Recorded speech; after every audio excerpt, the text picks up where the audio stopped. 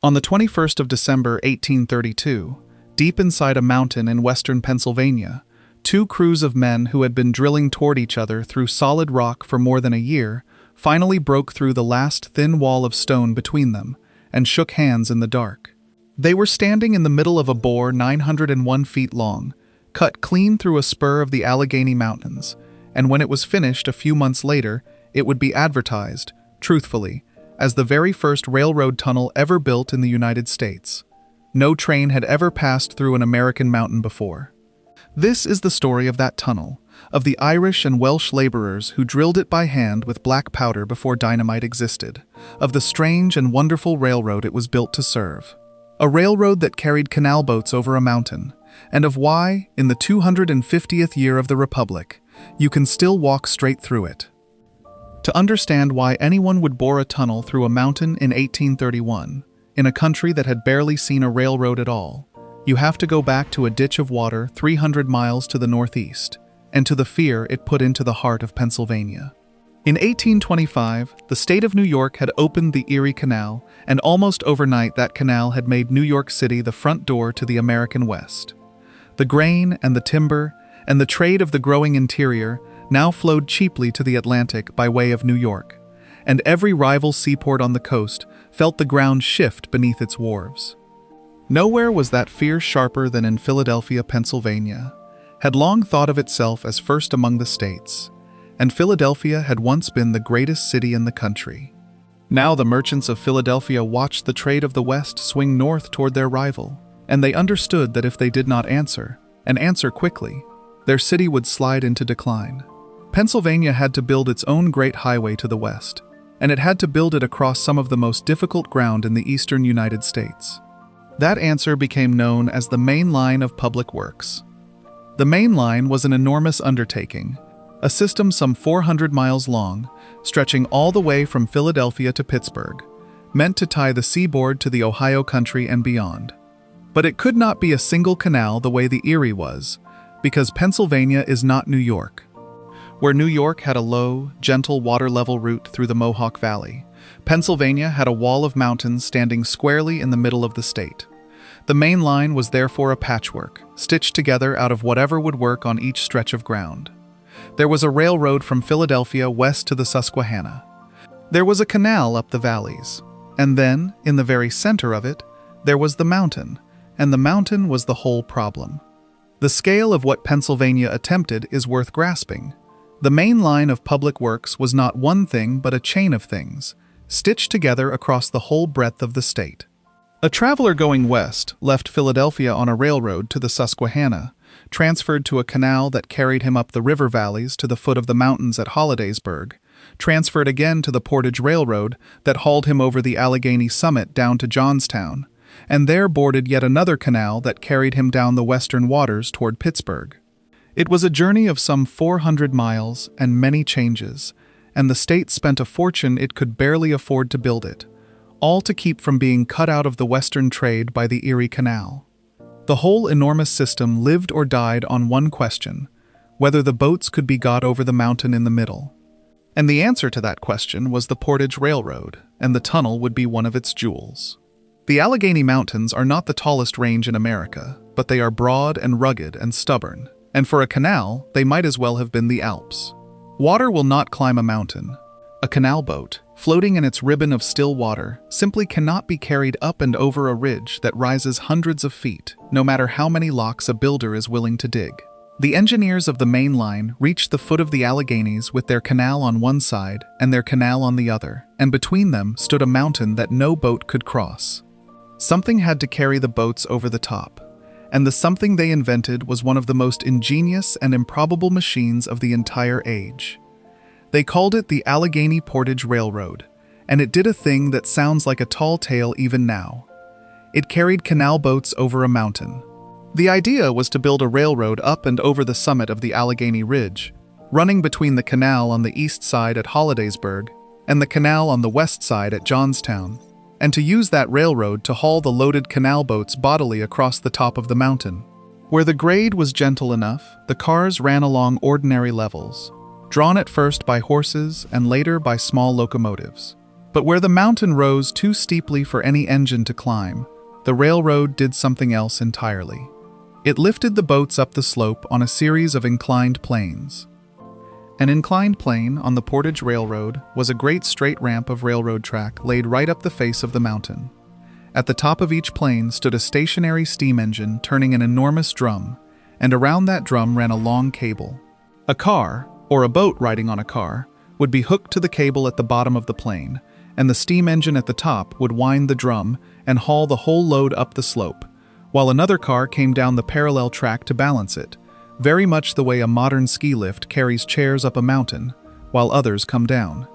There were 10 of these inclined planes in all, 5 climbing the eastern face of the ridge, and 5 descending the western face, and 10 stationary steam engines to work them, with the cables and the rails and the pulleys that tied the whole system together. It was as dangerous as it was ingenious. The whole weight of a loaded car, or a canal boat riding on its cars, hung on a single cable and the great drum at the top of the plane.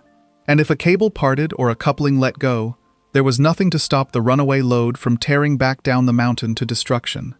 Men were killed on those planes over the years, crushed or dragged or thrown, and safety devices had to be added over time to try to catch a runaway car before it could gather speed. At the head of each plane, the engine tender governed his steam and his drum with the greatest care, easing the loads up the grade and letting them down. For 100 tons of boat and cargo running loose down an inclined plane would be a catastrophe. It was a machine that demanded constant, skilled attention, all day, every working day, at 10 separate planes strung across a mountain. And the loads those planes carried were the strangest part of all. The boats of the Pennsylvania canals were built in sections, so that a canal boat could be broken apart, and each section floated onto its own flatbed railroad car. At the foot of the mountain, a loaded canal boat would be taken out of the water in pieces, set upon the flat cars of the Portage Railroad, and then hauled up the inclined planes and along the levels, over the very summit of the Alleghenies, and down the far side, where the sections were floated off the cars and put back together into a boat in the canal on the other side. Freight and passengers crossed the mountains without ever being unloaded from their boat. A family could go to sleep in the cabin of a canal boat at the bottom of the mountain and wake up on the other side, having ridden over the roof of Pennsylvania in the night. Now, on one stretch of that railroad, on one of the gently graded levels between the inclined planes, the line ran up against a shoulder of the mountain, a spur of rock jutting out into the path of the railroad near a bend of the Little Conemaugh River, about 4 miles east of Johnstown. The engineers could have curved the line the long way around the spur. Instead, they made a bolder choice, a choice that had never been made before anywhere in the country. They decided to drive the railroad straight through the rock. They would bore a tunnel, and in doing so, they would build the first railroad tunnel in the history of the United States. If you value the stories of the men who did these first impossible things with their hands, and were mostly forgotten for it, then take a moment now to subscribe to Global Old History, because remembering them is the whole reason this channel exists. Understand what that meant in 1831, because there was no book to open, and no older American tunnel to copy. There was only rock, and there were only men, and there were only the tools of the age, which were a good deal closer to the tools of the Romans than to anything we would use today. There were no tunnel boring machines. There were no pneumatic drills driven by compressed air, and there was no dynamite. Dynamite would not be invented for another 36 years. To break a mountain in 1831, you did it the old way, with hand steel and black powder and human muscle. The work began in the spring of 1831, and the men who did it were, in the main, Irish and Welsh. They were immigrant laborers, part of the great tide of Irish and Welsh working men, who dug so much of the young country's canals and cut so many of its first railroads. And here in the Pennsylvania mountains, they set about the hardest work of all, which is breaking solid rock by hand. The method was old and brutal, and required great skill and great trust. One man, holding a long steel drill against the rock face, would turn it a little after each blow, while other men swung heavy sledgehammers down onto the head of that steel, hour after hour, driving a hole slowly into the stone. The man holding the drill had to trust the men with the hammers not to miss. The men with the hammers had to trust their own aim in the dim light of a candle or an oil lamp. These were poor men, immigrant men, and they took this work because it was the work that was given to the newly arrived and the desperate. They lived in rough camps, strung along the line of the railroad, up in the mountains, through the hard Pennsylvania winters, and they did the most dangerous labor the age had to offer for a laborer's wages. Men died building the Portage Railroad, as men died on every great work of that era, killed by the black powder, or the falling rock, or the runaway cars on the plains, and the careful count of them was never really kept, as the count of immigrant laborers so rarely was. The Irish and the Welsh who bored this tunnel left almost no record of themselves but the hole itself. They are not named on the beautiful stone portals, but the portals, and the bore behind them, are their monument, whether or not anyone ever thought to carve their names. When a hole was drilled deep enough, they packed it with black powder, the old, weak gunpowder, tamped it down, set a fuse, and blasted a little more of the mountain loose. Then men shoveled the shattered rock into carts and hauled it out of the bore, and the whole grinding cycle began again. Hole by hole, blast by blast, cartload by cartload, the men ate their way into the mountain. In all, they would remove about 14,900 cubic yards of solid bedrock this way, entirely by the strength of their arms and the force of black powder, in a place lit only by the flames they carried in with them. And they drove it from both ends at once. On the eastern face of the spur, and on the western face, two separate crews began boring into the rock, aiming to meet somewhere deep inside the mountain, at a point neither crew could see. This is one of the quiet marvels of the whole undertaking, and the kind of thing this audience appreciates. To make two tunnels meet inside a mountain, you must survey the line with extraordinary care. Carry that line over the top of the ridge and down into the darkness of each heading, and hold it true through month after month of blasting, as each bore creeps forward into solid rock. A small error at the mouth becomes, deep inside the mountain, a miss of many feet, and the two tunnels slide past one another in the stone, never to meet. Every crew that ever drove a tunnel from two ends would face this same test, but the men at Staple Bend faced it first in America, with the simplest instruments of the age. They ran their line over the top of the mountain with transit and level and chain, carried the direction down into each dark heading, and held it true through a year and a half of blasting, checking themselves against the faint coin of daylight at the mouth far behind them. There was no way to see through solid rock, no way to know for certain, until the last blast, whether the two bores would meet or miss. That they met, and met almost perfectly, deep inside the mountain, was in that age very nearly a miracle. And it was no miracle at all, but the fruit of careful, patient, unglamorous surveying, by men who understood that they could not afford to guess. The pace was heartbreakingly slow. Through the hardest rock, the two headings together advanced only about 18 inches a day. 18 inches. A day of drilling and blasting and mucking out the broken stone, for all that labor and all that danger, moved the great work forward by about the length of a man's forearm. But they kept at it, a foot and a half at a time, week after week, month after month, through the summer heat and the mountain winter, the two crews boring blindly toward each other through the dark. And then, on the 21st of December, 1832, more than a year and a half after they had begun, the last wall of rock between the two headings was blasted away, and the two crews met in the middle of the mountain. Crucially, they met true. The careful surveying held, the two bores lined up, and the first railroad tunnel in America was holed through from end to end. The finishing took a few more months, and the tunnel was completed in June of 1833. And here, the men who built it did something that tells you everything about how they felt about the thing they had made.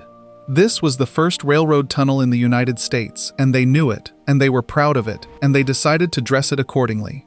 They lined the ends of the tunnel with cut stone, carefully dressed and set, in a formal classical style that the historians describe as Roman Revival, with a low, elegant lintel across the top, supported by Doric pilasters, the flattened columns of a Greek temple, standing on either side of the opening.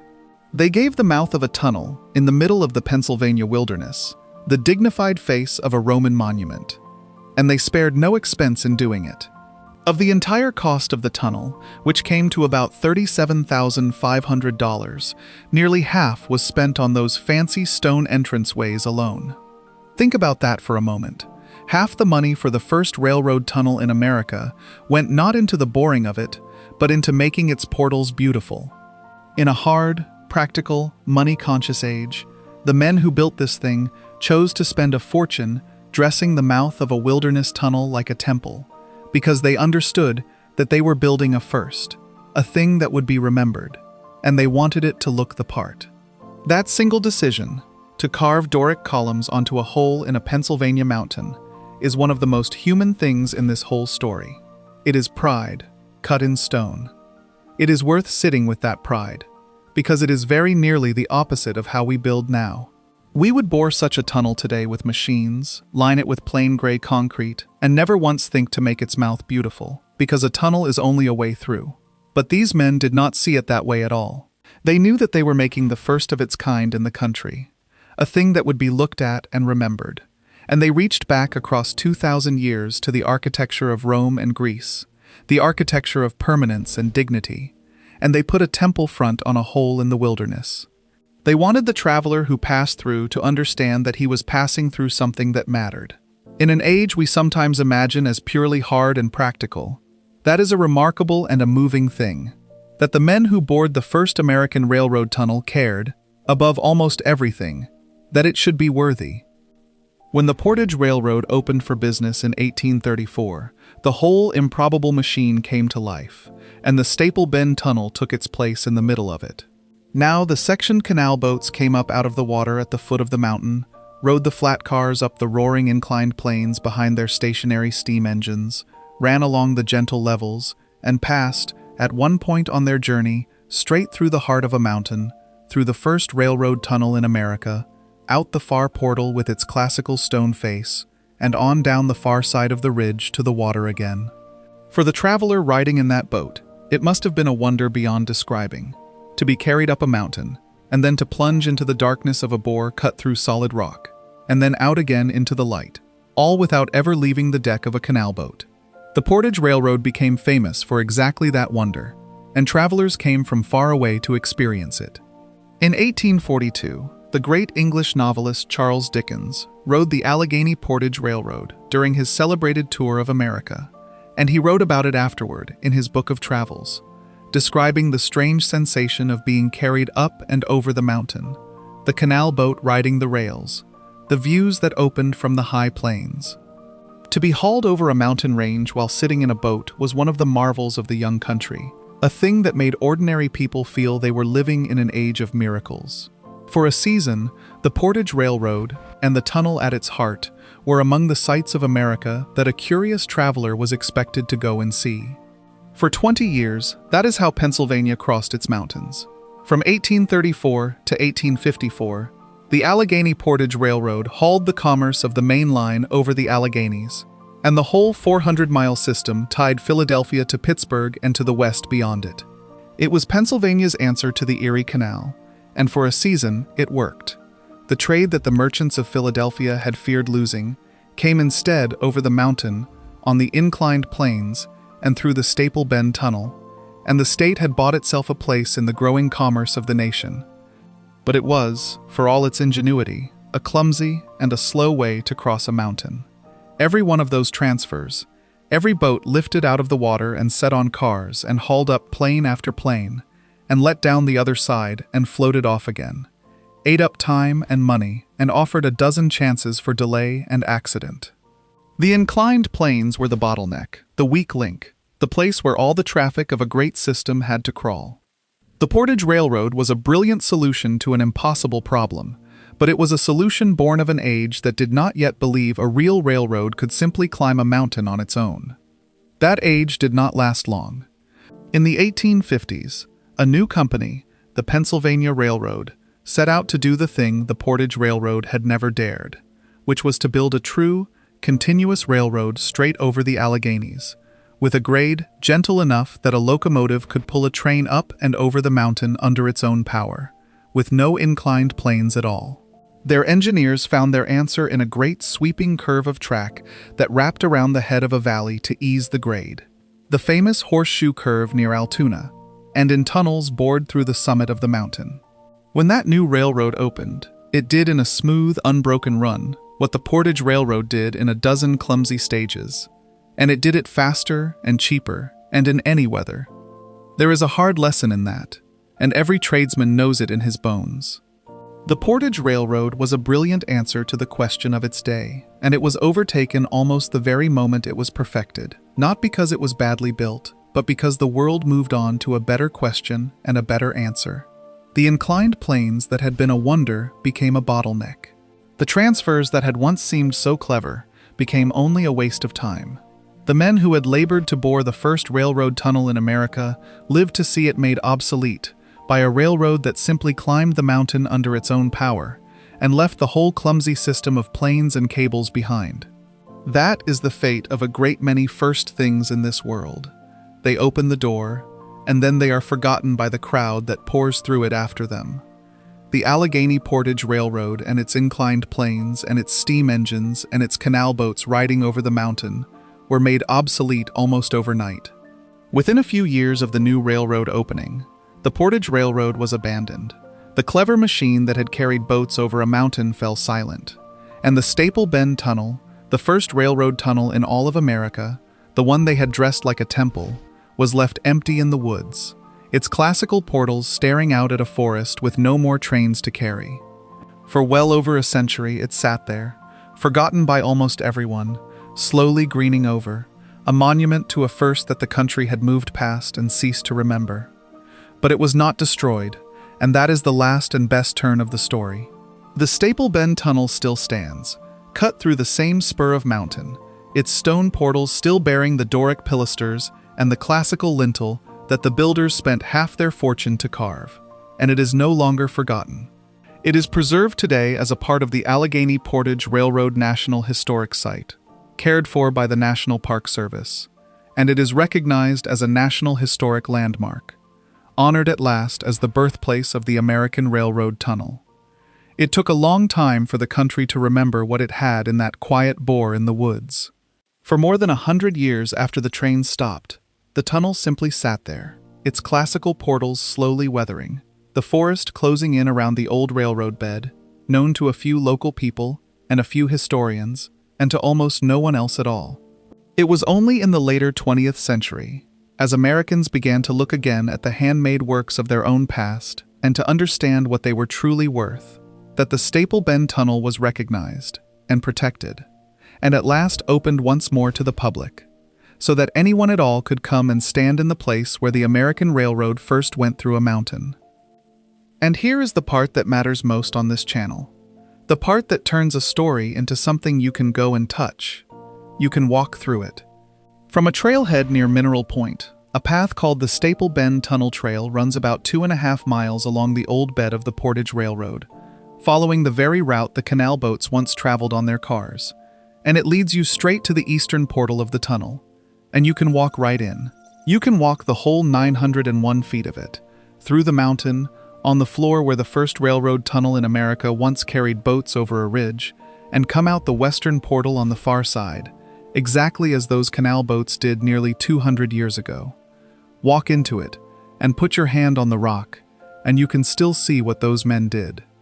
You can see the marks of the hand drills in the stone, the holes they bored one hammer blow at a time, before dynamite existed, and you can stand in the cool dark and think of the Irish and Welsh crews who spent a year and a half boring toward each other through this exact rock, by candlelight, 18 inches a day, until they met in the middle on that December day in 1832. And when you come out into the light, you can look up at those classical stone portals, the Doric columns carved on a wilderness tunnel, and understand that the men who built the first railroad tunnel in America knew that they were building a first, and cared enough to make it beautiful. There is a particular reason to remember it now. As this is told, the United States is arriving at its 250th year, 2.5 centuries since the founding. And there is a temptation, at a birthday that large, to remember only the famous names and the famous documents. But the country was not only declared, it was built, tunnel by tunnel and mile by mile, by working men whose names are almost all lost to us. The Staple Bend Tunnel is one of the places where the very first of something was done, where Americans bored through a mountain for the first time, and it is still standing, still whole, still open, in the Republic's 250th year, waiting for anyone who cares to walk through it. So the next time you ride a train through a mountain or drive through a highway tunnel without a second thought, remember that there was a first one, and remember where it is. Remember the main line of public works and the fear of the Erie Canal that drove it. Remember the strange and brilliant Portage Railroad that carried canal boats over the roof of Pennsylvania on inclined planes. Remember the Irish and Welsh crews who drilled 901 feet of solid rock by hand and black powder and met in the middle in the dark. Remember that they dressed the mouth of their tunnel like a temple, because they were proud, and they had every right to be. And remember that it is all still there, in the woods east of Johnstown, and that you can go and walk straight through the first railroad tunnel in America. If that is the kind of true story you want to keep hearing, about the ordinary people who built this country with their hands, then subscribe to Global Old History, and we will keep going to stand where they stood, one forgotten place at a time.